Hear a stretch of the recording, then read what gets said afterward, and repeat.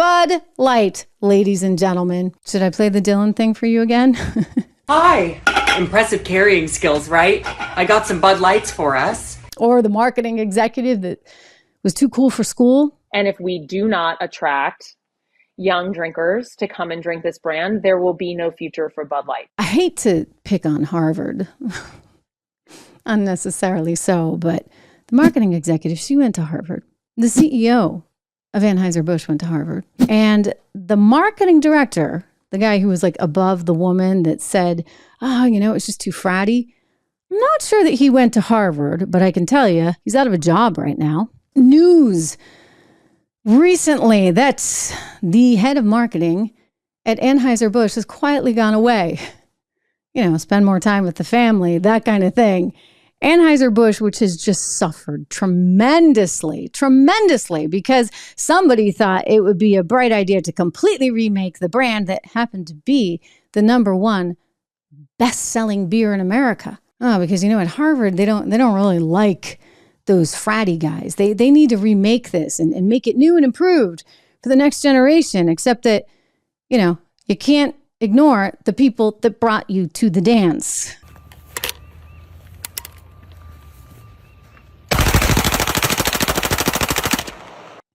And I'm not just talking ignore. You can't piss off, right? The people that brought you to the dance.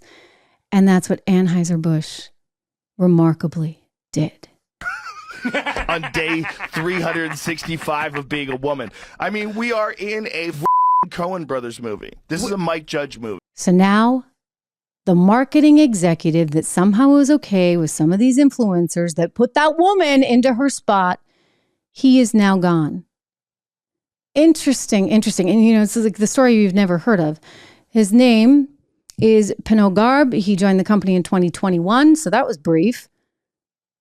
And he's resigning at the end of this year in order to, quote, embark on a new chapter in his career.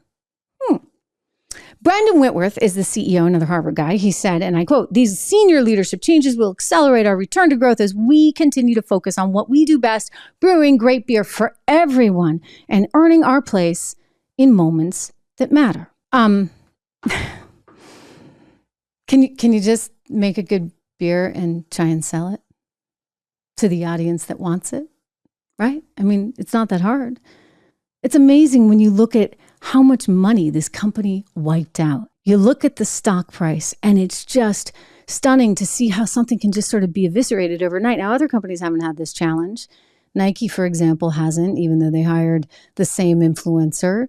You just haven't seen this as much. I mean, Disney's certainly had some challenges, and Disney's up against it in ways that make it really doubtful that the company's really, I don't know if Disney can pull it together. I mean, Nelson Peltz is out there trying to strong arm his way into the board and trying to force some change. They did hire the Pepsi CFO to try and get a hold of the books because, hey, when you're spending $330 million reportedly on a woke Snow White that's not going to get to first base and actually has to be taken off the agenda. I mean, it's been postponed indefinitely, I guess, at this point.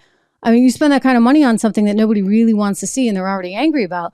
Good luck, Disney. I mean, this is, you can learn something here from Anheuser-Busch, can you not?